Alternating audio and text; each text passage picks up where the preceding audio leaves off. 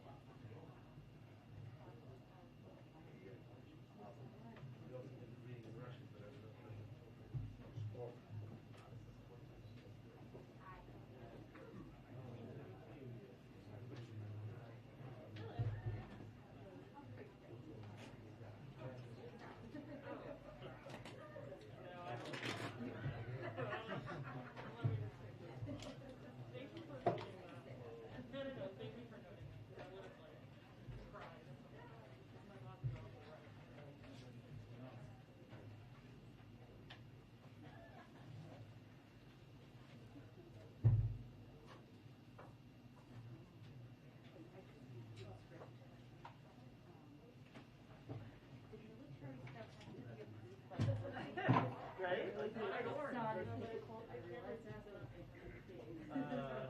you can show him walking out. That's like, hello? I think it's very clear when she sees the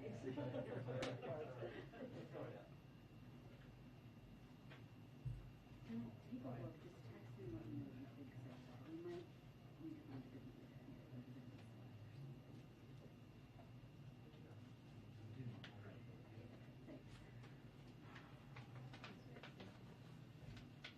Okay. All right. Okay, good.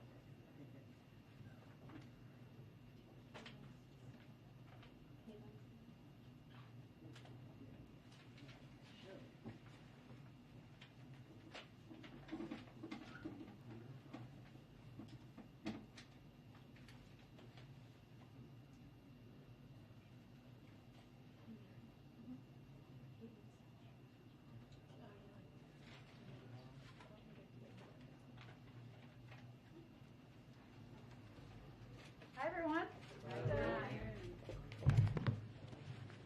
Okay, happy Monday, State of the Union Eve, shall we say.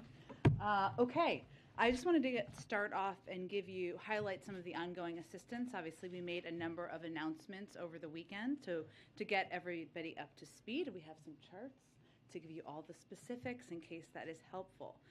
The United States is the largest provider of assistance to Ukraine, and President Biden has committed more security assistance to Ukraine over the past year than the United States has provided at any other time in history.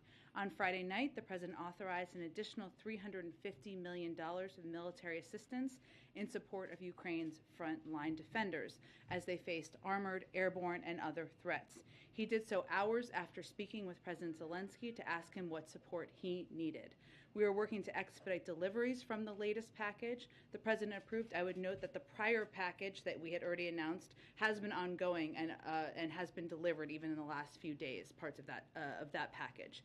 We expect equipment to start arriving within the next couple of days from this package. That brought the total security assistance we've approved for Ukraine to $1 billion over the past year. It is the third time the President has expedited emergency security assistance for Ukraine's defense in recent months using the Presidential Drawdown Authority. We're also working with NATO allies to facilitate the transfer of U.S.-made equipment from their inventories to Ukraine. The United States is also the single largest provider of humanitarian assistance to Ukraine, and recently deployed a disaster assistance response team to the region to lead the U.S. humanitarian response and support the Ukrainian people as they bear the brunt of Russian aggression. You may have seen that our USAID, head of USAID, Samantha Power, is on the ground in Poland and has been there as well, providing guidance and assistance there. We've provided over $106 million in humanitarian assistance to Ukraine in the past year, including an additional $54 million we announced this weekend to cover critical needs such as safe drinking water, sanitation, hygiene supplies, and critical emergency health supplies to meet the needs of hundreds of thousands of people, as well as emergency food assistance to meet the immediate needs of 125,000 people. I will stop there. I know there's lots to talk about, so Amr, why don't you kick us off? Thank you. In light of President Putin putting Russia's nuclear forces into special combat readiness, has the United States changed its nuclear posture? Well, let me first start by saying that throughout the crisis, Russia and President Putin have falsely alleged that it is under threat, including from Ukraine, including from NATO. Neither the United States nor NATO has any desire or intention for conflict with Russia. And we think provocative rhetoric like this regarding nuclear weapons is dangerous, adds to the risk of miscalculation, should be avoided, and will not indulge in it. We are assessing President Putin's directive, and at this time we see no reason to change our own alert levels. But it's also important to remember that even over the course of the last several months and years, when we have had significant disagreements with Russia over a range of issues, Russia and the United States have long agreed that nuclear use would have devastating consequences, and have stated many times, including earlier this year, that a nuclear war cannot be won and must never be fought. So we have not had seen reason to change our alert levels, and we are see obvious significant danger in escalatory rhetoric. I ask, there's been a great deal of movement of unity, and it comes after no shortage of angst about the Western alliance, I think, in recent years, particularly going back to the last administration. Is the president going to use this moment, though, to push NATO members to get on track with that 2% of GDP on defense spending? Well, President Putin has been one of the greatest unifiers of NATO in modern history. So I guess that is one thing we can thank him for. But I would just look at, Amr, some of the announcements that have been made even over the last couple of days. One, the president has always been an advocate and a supporter of countries abiding by the 2% component. He was a supporter of that back when he was vice president, where, for history's sake, there was a great deal of progress made before the last president even took office and talked about it. But as we look even over the course of the past weekend, not only did you see a NATO alliance that was incredibly unified and agreement among Europeans that there needed to be additional assistance provided in the form of security assistance to Ukraine, but you saw a number of countries take steps that they had not taken in recent history. Germany has historically not sent weapons to conflict zones. This weekend they changed course. Sweden also has not sent arms to countries in active conflict. That changed this weekend. Finland also changed course. Not all NATO members, of course, but the point is what you're looking at here is a unified Europe, a unified West, a unified NATO who are standing up to the aggression and the invasion led by President Putin. And if I could just quickly follow up on that, we've also seen some signs and responses beyond sanctions to isolate Russia. I think FIFA and I'm sorry, not soccer, but I think it's FIFA, I pronounce it, and the IOC have taken action to put pressure. Can that type of pressure, is it sustainable in the long term, given the economic pressures, the longer this crisis goes on? Can you maintain that sort of unity and those sort of collective actions, can they continue beyond this early moment? Well, and you're referring to the IOC as in the International Olympic Committee, yeah. and I don't know if it's FIFA or FIFA. FIFA. Okay, I tried to be soft there. Okay, FIFA. Look, I think, Amr, obviously the preference of everybody is for President Putin to take de-escalatory steps. That is everybody's preference. But as it relates to unity among international organizations, among the West, among countries, among many leaders in the United States even, I think what we've seen over the last few days is a commitment to remain united and to send a strong message to President Putin that these actions, this rhetoric is unacceptable and the world is building a wall against it. Go ahead. I think the Crown Prince of Saudi Arabia had a call with Emmanuel Macron yesterday where he reiterated the commitment for OPEC Plus's production agreement. Has there been an explicit U.S. request to Saudi or to members of OPEC Plus to increase production given what's happening right now?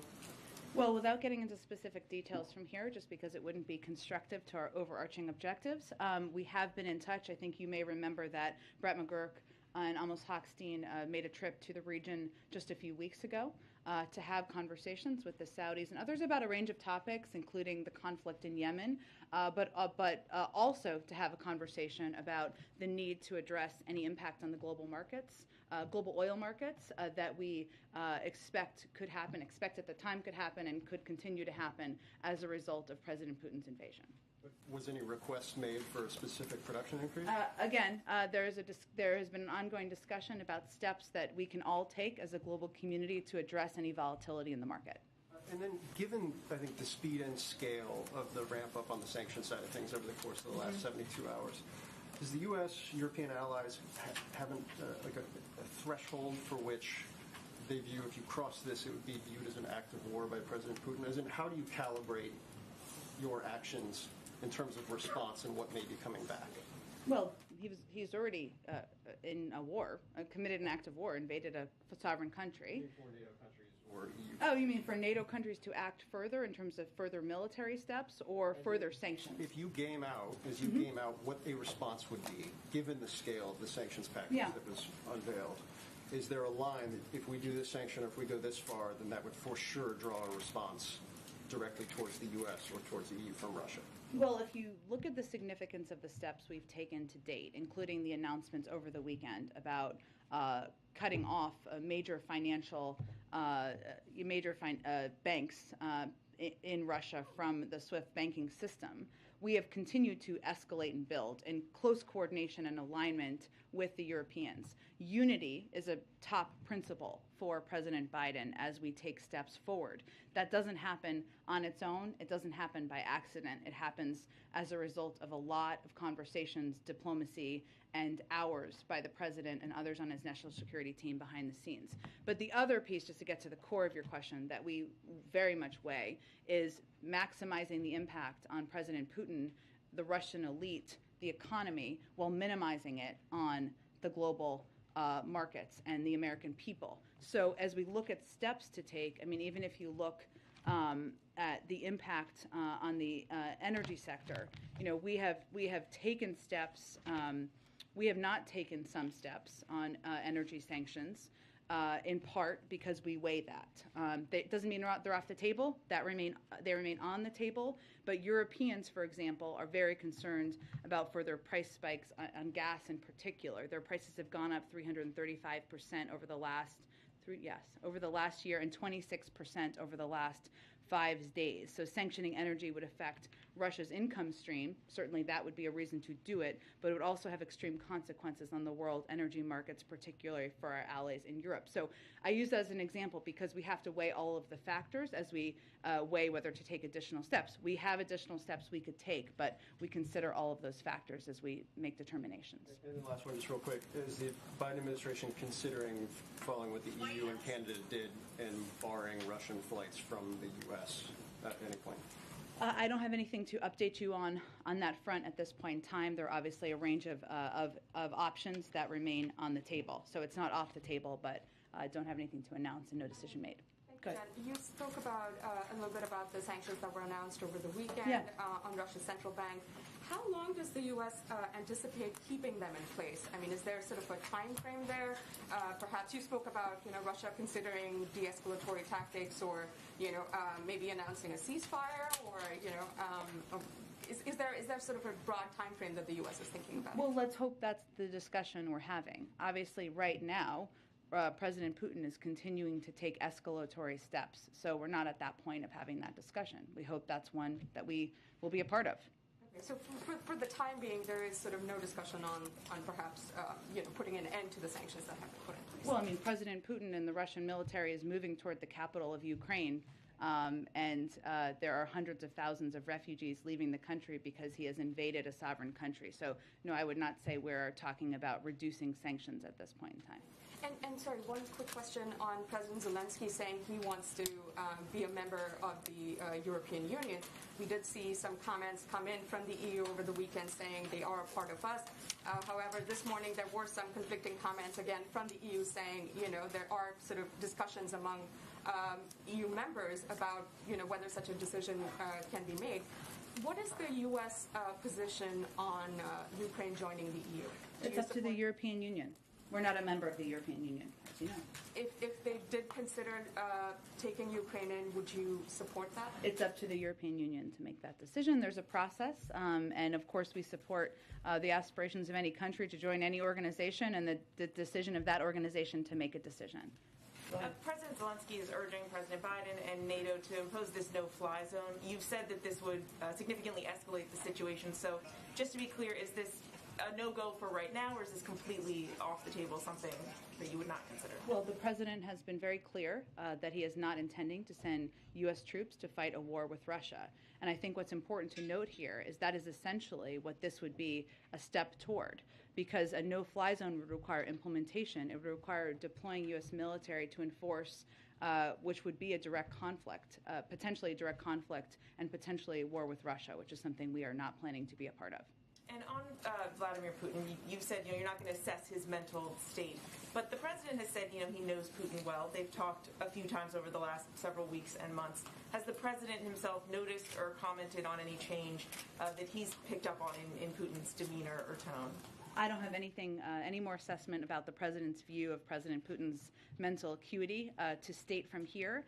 There's no question outside of that, we'll leave that to others, that what we've seen from President Putin, whether it is escalatory rhetoric as it relates to nuclear capabilities and nuclear intentions, something that is in direct conflict with something President Putin himself and the Russians committed to, had an alternate, committed to something else just a year ago, or whether it is the speech he gave last week where he questioned the sovereignty of the country of Ukraine at all, or the actions he's taking right now. Those are not actions of a global leader that should be treated with respect on the global stage. Given the behavior that you have seen, some of the things that you just noted, and the very severe consequences that he is now facing, these severe sanctions, is there any concern that instead of retreating, that Putin will feel so squeezed and so pressured that he will lash out even more, intensify his attacks, that any of this could backfire, essentially? Well, I think that it is our responsibility, the United States, President Biden, as a leader in the world, to rally the world in making clear how unacceptable his behavior is and to put in place severe consequences. Now, what he is feeling on the ground, there are protests. There have been oligarchs in his own cozy circle who have been outspoken. And obviously, the pinch is being felt significantly in the Russian economy. Even if you just look at the fact that the market was closed today, the ruble has been plummeting. So those are the ways that he is feeling this. He has a decision he can make to de-escalate, and certainly we would welcome that decision. Go ahead. Thanks, Jen. Does the White House believe it is possible to say whether Ukraine or Russia are winning this war right now? I don't think we're going to make an assessment of that from here, but what I will reiterate is something we have said in the past, is that President Putin and Russian military have made clear that they have every intention of taking over the capital city. While there has been a greater pushback in the country than they may have assessed to begin with, and I know my colleagues at the Department of Defense have spoken to this, the Ukrainian military, President Zelensky and others have fought courageously, have fought boldly in this moment. They are continuing to proceed, continuing to move towards the capital. So I don't think their ambitions have changed. What would Putin have to do to get these sanctions lifted? Would he have to agree to a ceasefire? Would he have to pull all of his troops out of Ukraine? I'm not going to make a prediction or assessment of that from here. If he starts to take de-escalatory steps, I'm sure we can have that conversation. How great is the concern, this is sort of building on Mary's question, how great is the concern that these sanctions are so punishing that essentially Putin will have nothing left to lose and no off-ramp? Well, the sanctions are punishing so that they will inflict significant consequences, and change the outcome at the end of the day and de-escalate at the end of the day. That is what they are intended to do. And then you were talking about a no-fly zone over Ukraine, but I know officials have been discussing the possibility of imposing a no-fly zone for Russia over the U.S. Where do those talks stand right now, and what are the pros and cons to doing something like that? Well, no option is off the table. I don't have anything to preview for you in terms of a decision or anything along those lines. I would note that there are a lot of flights that go over that U.S. airlines fly over Russia to go to Asia and other parts of the world, and we factor in a range of factors. And then finally, what's the U.S. doing to reduce the possibility of nuclear war? Well, I think, one, we are not escalating our own rhetoric. Two, we are certainly assessing what President Putin's comments mean. But as I noted a little bit earlier, we have not changed our own posture. What we are trying to do is reduce the tension, take the tenor of the rhetoric down, and make clear that we have seen this pattern in the past, which is posing threats or suggesting through misinformation of sorts that there are threats posed to President Putin in Russia that don't exist. Thanks, Jen. There are reports of illegal cluster bombs and vacuum bombs being used by the Russians. If that's true, what is the next step of this administration, and is there a red line for how much violence will be tolerated against civilians in this manner that's illegal and potentially a war crime? It would be. I don't have any confirmation of that. We have seen the reports. If that were true, it would potentially be a war crime. Obviously, there are a range of international fora that would assess that. So certainly we would look to that to be a part of that conversation. And then the new aid that you just laid out at the beginning here, the Post reported over the weekend that this aid will not include stingers, that it would likely come in a future batch of aid. What is the reason for that? I'm not going to get into specifics of what is in the military package. It is a combination of ground and airborne defense capabilities, and obviously we have provided those in the past, but I'm not going to have more details to outline for you from here. You mentioned that this next batch is going to be coming in the next few days. Why so long? I mean, days doesn't sound like a long time to us. But the package that we had already announced continues to be delivered. So we have expedited the plans for delivery of this new package. And then on the nuclear rhetoric we've been hearing from Putin, does this influence at all the upcoming nuclear policy review? In terms of how our relationship with, look, I would think it's a good question, Jackie, but I would say what's important for people to note, and this is why I noted it a little bit earlier, is that even at moments where we had huge tension with President Putin and Russia around the 2016 election, around invasion of Georgia, around their prior invasion of Ukraine, it was agreed that escalatory rhetoric around nuclear ambitions was dangerous. And that was something we committed to with Russia not to pursue. So, I think for right now, we're going to remind the global community of those commitments. And on that same note, does this administration trust Russia to be an honest broker in the talks with Iran right now?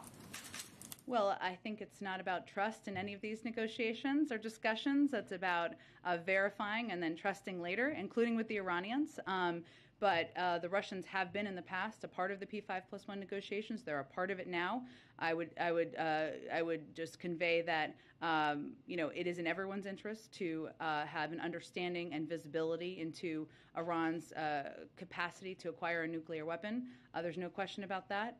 So at this point, we're just continuing to hope to make progress on that agreement. And then after all of this, what is the stance of the U.S. and buying Russian gas at this point? At this point, are we ready to pledge not to buy any more Russian gas? Well, as you know, it's really. Let me give you actually kind of an update on this because I think there's been a little confusion. One moment.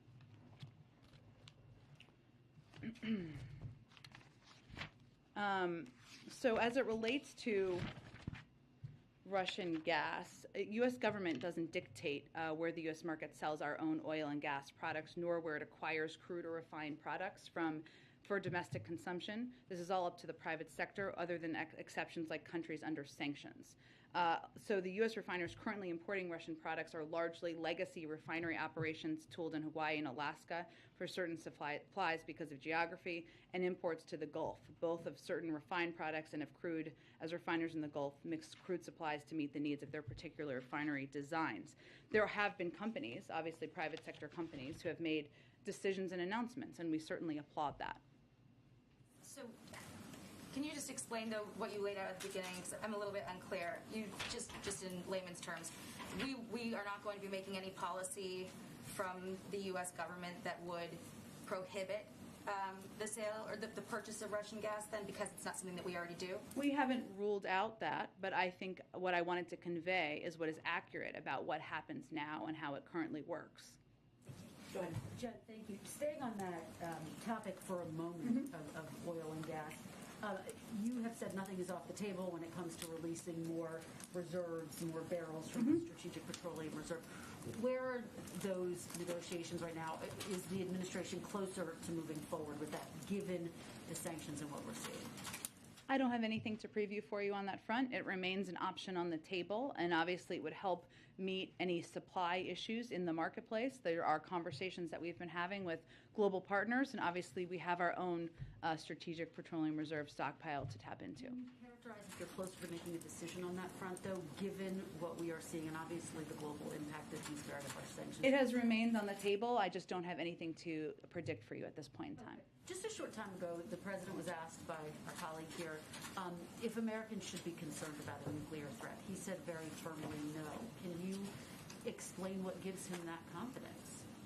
Because, as I said a little bit earlier, while we think provocative rhetoric regarding nuclear weapons is dangerous and adds to the risk of miscalculation and should be avoided, which we're not going to indulge in, we are continuing to assess President Putin's directive, and at this time we see no reason to change our own alert levels. We've also seen throughout this crisis President Putin falsely allege that they are under threat and use that as a predicate for taking more aggressive action.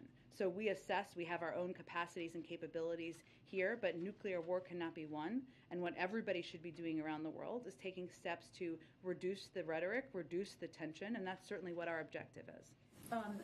One breaking news development that I wanted to ask you about, the U.S. has expelled 12 diplomats, 12 Russian diplomats. The Russian ambassador just said a short time ago that move was a hostile step toward Russia.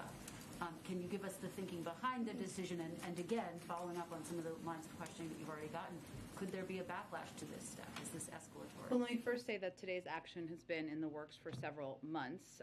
The United States informed the United Nations and the Russian mission to the United Nations that we were beginning the process of expelling 12 intelligence operatives from the Russian mission who had abused their privileges of residency in the United States by engaging in espionage activities that are adverse to our national security. So it takes some time to make those evaluations, and that, again, those actions were in the works for a month. And your response to the Russian ambassador who called this a hostile act? I think the hostile act is committing espionage activities on our own soil.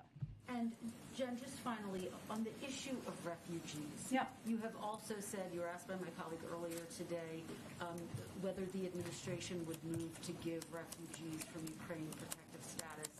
Can you give us a timeline for that? These are people who are suffering, and they want to know what the answer is. Well, I think, to be clear, temporary protected status applies to people currently living in the United States, right? So that, I think, is one of the questions, a good question that has been asked. I don't have any update on that. That's a process that's run by the Department of Homeland Security. They evaluate through an interagency process both what everybody's recommendations are and obviously the conditions on the ground in Ukraine. The second piece is whether we would accept refugees. Yes, we would. But I think it's important to note that the vast majority of refugees are going to want, in our assessment and through discussion with refugee agencies, with other countries in the region, will want to be in Europe, in neighboring countries, many of whom have already conveyed very clearly that they will welcome refugees in. Many of them have family members there. Many have work there. So we are also coordinating and supporting those efforts as well. Go ahead. Thank you, Jen. The U.S. has authorized the departure of non-emergency employees and diplomats relative from the embassy in Moscow. How confident is the administration that the U.S. embassy in Moscow can remain open in the long term? Well, I can't make an assessment of that. That's something the State Department looks at and assesses. Obviously, our embassies and consulates around the world play an incredibly important role in communicating with American citizens who are in a country, but also with the Russian people. And so that is something. That's why we have diplomatic, consulates and around the world, including in Russia. There are also decisions that are made for a range of reasons. The State Department could outline it more specifically for you, including temporary departure. It's something that has happened around the world for many, many decades for a variety of reasons. I would, give you an example of just a couple of years ago in Turkey, there was ordered departure, right? Then diplomats return. That's obviously the objective, but it really depends on the conditions on the ground. What level of concern is there for the safety of American citizens who are living in Russia? Is there concern that they could face retaliation in light of this conflict? Again, I would point you to the State Department. They do assessments and they give clear guidance to people who are on the ground and what their recommendations are for their security. I would note that one difficulty right now in Russia because of these sanctions is of gaining access to U.S. currency and using banking cards, and that is a hindrance for many people who are living there right now. Lastly, you've been very clear that the president does not have any intention to deploy U.S. troops to engage militarily in this conflict. But would you say that there is any particular red line that this administration has that would necessitate military action? As in sending our U.S. military into Ukraine? The president has no plans to send U.S. military to fight a war in Ukraine against Russia.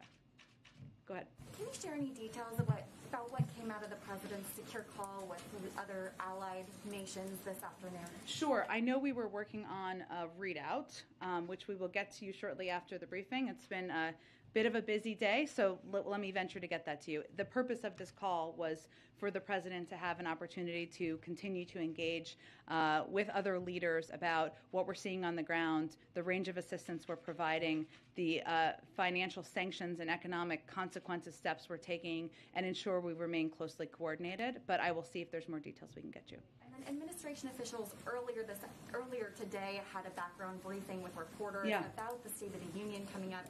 Can you tell us a little bit more? We understood from the call that the president will be addressing elements of the Build Back Better plan when it comes to things like child care and paid family leave.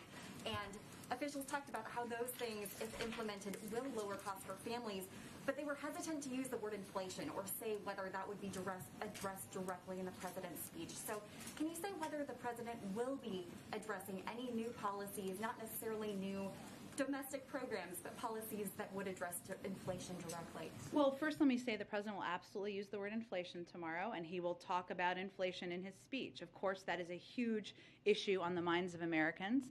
Now, one thing to note is one of the best, most important steps that the Senate could take is to confirm his slate of eminently qualified nominees to fill out the Federal Reserve Board, given they have a very important role as it relates to inflation. But I think what you will hear the president talk about, and I think this is what they were talking about on this call, is how we're going to address costs for the American people and lower costs. And we talk a lot about inflation in here. Economists talk about inflation. The Federal Reserve talks about inflation. Hugely important. How people experience it is what it means for their pocketbooks, for their budgets, for their bank accounts, and how they're paying for things. And that's why a lot of what you're going to hear about tomorrow as he talks about it is how he's going to reduce costs. Now, the Build Back, parts of his agenda that he has talked about significantly a lot over the course of the last several months, lowering costs for child care, lowering costs for elder care, lowering costs for prescription drugs, those are not done yet. So he will reiterate his call for Congress to move forward on those. But I would also note that in the speech, he's going to make clear that one of the best ways to lower costs over the long run is to increase the productive capacity of our economy, to make more things in America with more American workers contributing and earning a good living. He's going to describe the emerging manufacturing comeback with American companies betting on America again because of the administration's commitment to domestic industrial revitalization and technological development. He will also explain that we can also lower costs by promoting fair competition in the U.S. economy, and there are new steps to lower, and he will talk about steps to lower consumer prices and level the playing field for American businesses and ocean shipping, and new steps to protect seniors and other nursing home residents by cracking down on unsafe nursing homes. And he's also going to talk about, reflect on one of the strongest labor market recoveries in American history, and make clear that it's important to continue to take steps to eliminate barriers to good-paying jobs for workers across America. So I would expect that you will hear a lot, the American people will hear a lot about how he's going to lower their costs, how he's going to continue to build a strong economy over the long term. If I could just follow up on what you were saying about addressing lowering costs for families. The president has been encouraging Congress to pass at least elements or his entire Build Back Better agenda for months. Congress has been negotiating for months. What gives the president any confidence that this time around things would be more likely to pass, given that we are just months out from midterm elections? Because there is strong support across the country for lowering costs for prescription drugs. It's incredibly popular. Who wants to pay more for prescription drugs? I don't know why that gets to be a Democratic idea, but we're happy to own that one. Or for lowering the cost of child care, for lowering the cost of elder care and health care. There's also strong support for those items and those priorities and those good ideas in the Senate among Senate Democrats. So he's going to keep pressing to get it done, and he thinks the American people want us to get it done. Go ahead. Thank you, Jen. Sure. First, just on Ukraine. Yeah. Over the past 72 hours or so, there have been a series of announcements that have come on aiding Ukraine or punishing Russia. But it has appeared that Europe has taken the lead on many of these announcements, and I can go through a few of them if you want. But the brunt of my question is, whether you can explain whether there's a deliberate strategy right now in this moment to have Europeans and European nations and European leaders being the ones out front on punishing Russia or supporting Ukraine. Well, I would say first that the SWIFT banking system is a European system. So in terms of the steps that would be taken, it would be only natural for those steps to be taken or announced by them. It is something we have clearly been long open to, but I just wanted to state that from the beginning. I would also say that the president in the United States has been leading this effort around the world and building this coalition, which includes many countries in Europe, but also many from other parts of the world, in standing up to President Putin and standing up to the aggression and the invasion of Ukraine. And so all of this coordinated action did not happen by accident. It wouldn't have happened without the president's efforts, the president's time he spent on diplomacy, the time of our national security team, the order of announcements, and how that has gone. I would not overread into that, because we would not be here had the president not been leading this effort around the world for months. I think you just saw, over the weekend in particular, this sort of onslaught of news and sort of a changing posture in Europe, and the president was not present at all in the sort of, living rooms of the American people. We were seeing newscasts of these vacuum bombs and whatnot, but no sort of visual image of the president doing the kind of behind-the-scenes leadership that you just described. And I do wonder if that is on purpose or if that just happens to be the way the schedule worked. Well, the president was at a memorial service for a family member yesterday, and he was with the family on Saturday. And so that was his priority this weekend, or one of his priorities this weekend. He also, though, engaged in a meeting with his national security team, and I think you saw him quite visible last week and again today. Well, I guess you know about his call he had today, and you will continue to, in the days ahead, lead the world in not only building the coalition, but pushing for agreement and a coordinated effort to hold Russia accountable. So I would say this weekend he had some personal family reasons, an important one, memorial service for a family member, as to why he was not giving a speech yesterday, but he is somebody who has been leading this effort behind the scenes for months. And on that front, if you could just preview for a minute, the call earlier today was very focused on the president's economic agenda. Mm-hmm. If you could talk a little bit about what the president may say and how he will frame this moment in sort of this international crisis, and the extent to which he sees this as a global audience, more so than it normally would be in a State of the Union. Sure. Well, first I would say that there's no question that this speech is a little different than it would have been just a few months ago. And there's always national security in every State of the Union speech, but every State of the Union speech also reflects a moment of time. And so the president will lay out the efforts he has led on to rally the world to stand up for democracy and against Russian aggression. He will talk about the steps we've taken to not only support the Ukrainian people with military and economic assistance, but also the steps he's taken to build a global coalition imposing crippling financial sanctions on President Putin, his inner circle, and the Russian economy. And he will talk about the steps he's taking to mitigate the impact of President Putin's invasion of Ukraine on the global economy and the American people. And certainly, I think people can expect to hear him, position that as the importance of the United States as a leader in the world, standing up for values, standing up for global norms, but also, the efforts that he has undertaken to mitigate how it will impact people here. I just have one other quick one. Again, based on the background briefing earlier today about the State of the Union, focused on the economy and various programs that the president wants Congress to push. Could you characterize what percentage of the programs that the president will talk about are just sort of repackaged parts of Build Back Better, like chunks that he wants to see the Congress pass, versus like brand new ideas that he's introducing for the first time tomorrow night? Well, here's what I will tell you, having been through a few State of the Unions in the past, and I know you have as well. They don't get longer, they get shorter. Nobody wants a 2 or 3 hour State of the Union. I don't think anyone in here does. So I just don't want to preview more at this point in time. You can certainly expect to hear him talk about some call on Congress to send bills to his desk that deliver progress on ideas that have historically been supported by Democrats and Republicans. Some of those are economic, and some of those are in other areas that could just impact and help communities across the country.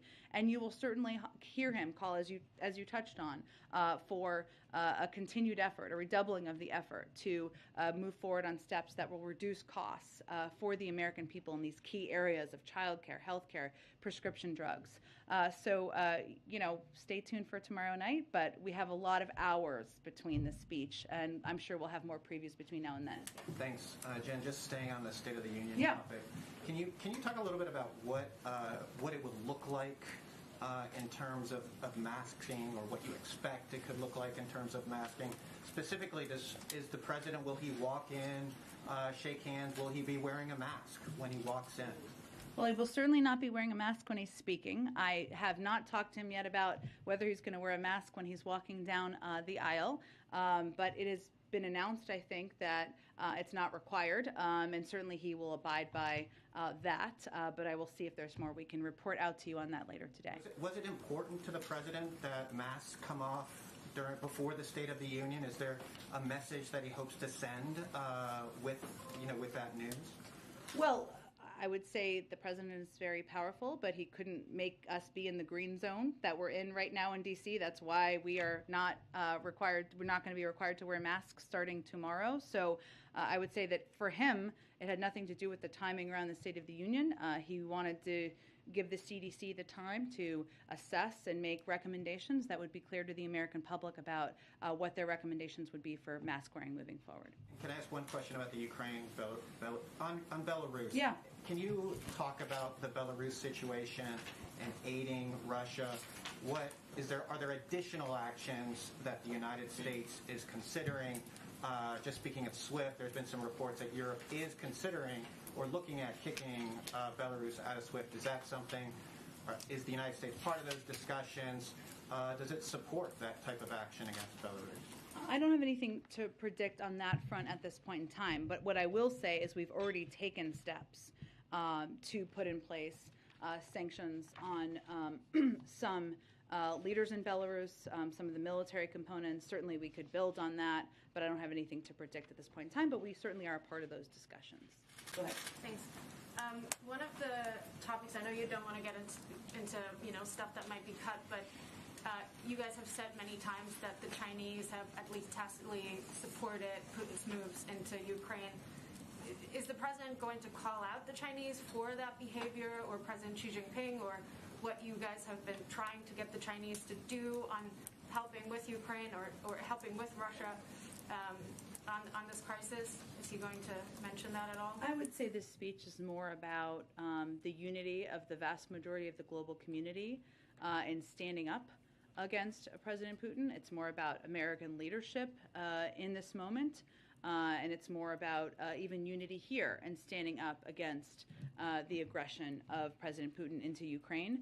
I would say on the Chinese, what we've said generally is that it's important at this moment for any country to be vocal and speaking out against the actions of President Putin and Russian leaders in this moment. What we have seen from the Chinese last weekend, or I guess the weekend before that, at the Munich Security Conference, they reiterated their support for the territorial integrity and sovereignty of Ukraine. We saw them abstain from the UN Security Council vote. But, this is not a moment to be on the sidelines. This is a moment to be vocal, and this is a moment to think about where you are in history. But I think the speech for everyone's into expectation for tomorrow is more about laying out efforts to the American people that the United States has undertaken to rally the world for democracy and against Russian aggression. But you are in general pushing the Chinese to be less on the sidelines and not trying to have it both ways, basically, by being vocal. Again, they have implemented the sanctions. If they don't do that, then we obviously have steps we can take. We are encouraging every country to continue to be vocal and more vocal as it relates to Russia's aggression and invasion of Ukraine. Go ahead. Oh, go ahead. Go. One more, just breaking news. Yeah. The Prime Minister of Canada, Justin Trudeau, just announced that the Canadians would unilaterally ban Russian crude oil imports. I know you just talked a lot about how you're taking into account how this will impact the Europeans, but is there something you would just do unilaterally and not as a coordinated effort? From the beginning, again, all options remain on the table. You have seen us take a number of actions over the last several days that play that out, but I don't have anything to predict at this point other than to reiterate that we have really worked to take steps in lockstep with the Europeans and a number of our NATO partners. Go ahead. Thanks, Jen. On Friday, you said this is not a moment where diplomacy feels appropriate. The French president talked with Putin hours ago. So have the discussions between the Russian and Ukrainian delegations changed, or how are they influencing President Biden's stance, having leader-to-leader discussions? We're a few days out from that. Nothing has changed in terms of this president's assessment of having a conversation or engagement with President Putin. As we've said before, we're not ruling it out ever. It just is not the appropriate moment or the moment for the United States president to have a conversation with the president of a country invading a sovereign country. That's our view. Other countries make their own decisions. In terms of the engagements or discussion between the Ukrainians and the Russians, I'd really point you to the Ukrainians to get more of a readout from that. There have been reports that those will continue. I would point you to them to confirm whether that is the case, and I expect we will be in touch with the Ukrainians as we are nearly every day. At the beginning, you kind of outlined all of the support being given, not just by the United States, but other countries who typically have not done so. But I wonder if the administration has any concerns about how President Putin will use that as an excuse to escalate and possibly attack NATO allies, considering his warnings about the West getting involved in this crisis. Well, I think it's important to step back and remember who the aggressor is here. The aggressor is President Putin. The aggressor is the Russian military at the direction of President Putin into a sovereign country. The world is standing up against this aggression, and he is feeling the impact already of the financial sanctions and consequences. If you just look purely at the impact on the Russian economy, even today, the ruble fell 20 to 25% and is trading at its weakest level ever. The Russian stock market was kept closed today, likely due to a fear of capital flight once it opens. The Russian central bank more than doubled their key interest rate to 20%, the highest in almost 20 years. This is the world saying this is not acceptable. It is now up to President Putin, if he wants those circumstances to change his own behavior. Last one, the UN Intergovernment Panel on Climate Change released kind of a major unprecedented report with lots of warnings today, and said some places in the world have basically maxed out their capacity to adapt to climate change, while others soon will. I'm curious, Joe Manchin offered kind of a slimmed down BBB version with $555 billion for climate. Will the administration be pressing Democrats to at least move on that portion of climate change in light of the recent developments in this recent report? Well, I would say first the president agrees absolutely that we need to do more. That is why that he has been such an advocate for historic levels of investment in addressing our climate crisis. And if we had had 50 votes to move that forward, we would have done that, right? So there are ongoing discussions, of course. They are happening a lot on the Hill between members on the Hill. The president remains committed to moving that forward. I would also note that part of what was in that report was the need to bolster adaptation efforts that increase our resilience to the impacts of climate change. And a couple of pieces that the president has already done, he launched an emergency plan for adaptation and resilience, a whole of government response to help more than 500 million people in developing countries adapt to and manage the impacts of climate change. And he also, the bipartisan infrastructure law, we often forget, not you maybe, but some of us, that it will strengthen our nation's resilience. That's a big part of it, to extreme weather and climate change while reducing greenhouse gas emissions. So we absolutely need to do more. We want to do more, but he has already taken some steps to help address, because we recognize that resilience is something that there needs to be more work and effort on. Go ahead. Thank you, Jen. The administration has been studying for months the impact of the sanctions that were rolled out over the weekend and their potential impact on financial markets in the West. You just detailed what happened in the Russian markets, but I'm wondering if there's been any fallout that's been seen that would warrant government intervention by central banks in Western countries. In Europe or in the United States? In either. Well, I can only speak to the United States. I mean, I think that our effort, and as you noted, we have been preparing and studying and analyzing for months now. As you know, Russia is, I think, our 26th largest trading partner. It's not an enormous trading partner of ours, and we've obviously been taking steps to mitigate any impacts on our markets. We're not trying to tank our markets, to state kind of the obvious here. We're trying to maximize the impact on the Russian economy and squeeze around President Putin. In terms of analysis, otherwise, I would point you to the Treasury Department and European officials. The Pentagon has also said that President Putin and Russian forces continue to advance on Kyiv, that is still the ultimate goal of President Putin. So I'm wondering, with all of the sanctions that have already been rolled out, what else can the U.S. do besides wait? Well, one, we have provided an additional enormous package of security assistance the president announced over the weekend. We have provided an enormous package of humanitarian assistance, and we're continuing to plus up support for our neighbors in the region. We continue to be the largest provider of all of those, and we continue to have the backs of the Ukrainian leadership and the Ukrainian people. President Zelensky has said the next 24 hours are critical, though, so is there a risk that all of that equipment ends up in Russian hands? How do you prevent that? There's always steps the Department of Defense takes to mitigate that, and we take them in coordination with our partners. I would have you speak with them about more specifics. Go ahead. Thanks, Jen. Oh, go ahead. Thank you. I wanted to ask for more specifics on refugees. I know that you told Kristen just now that the U.S. will accept refugees from Ukraine. Do you have a specific number of refugees, and how would you determine that? Well, I would first note that we continue to believe that the vast majority will go to Europe. And so this is different from other conflicts where that has not been the likely outcome. In terms of specific numbers, we do not have that. There are refugee programs that they would have to, of course, apply for. There's a question about temporary protected status, although that applies to people who are not refugees, but people who are in the United States right now. But again, what our focus is on, because we think it will impact the vast majority of refugees, is working in close coordination with our European partners and plussing up our humanitarian assistance and assistance in these countries where they are receiving refugees. I also wanted to ask about voting. Texas has an election coming up, and they're beginning to have people who vote by mail, their ballots being rejected. I know this administration has been very vocal about new voting laws that it disagrees with.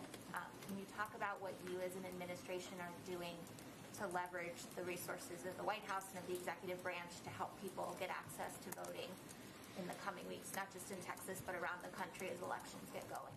So we absolutely can get you a readout of that. I would say, though, that the vast majority of this is going to come from the Democratic National Committee and the political arm, right? So I really point you to them for more specifics.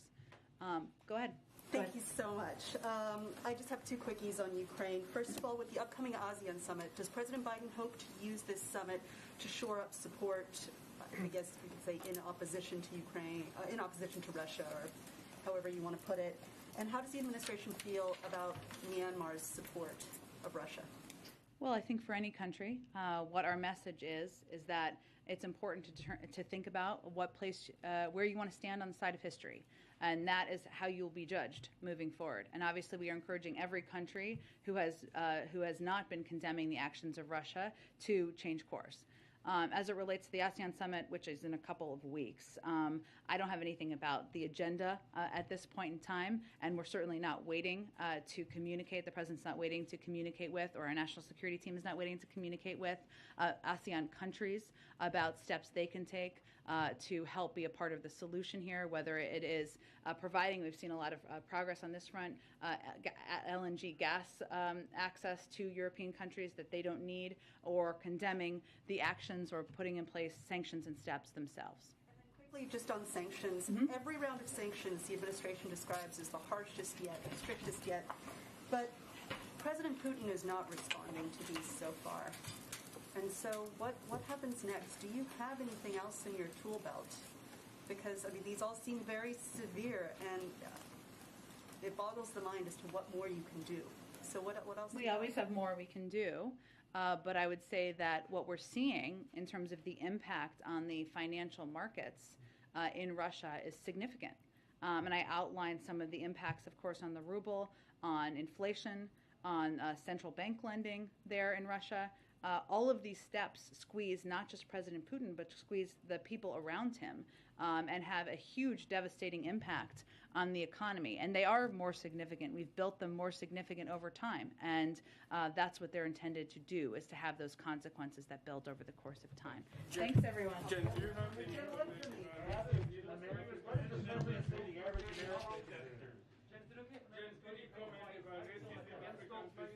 I will see you all tomorrow. Thank you, everyone, very much.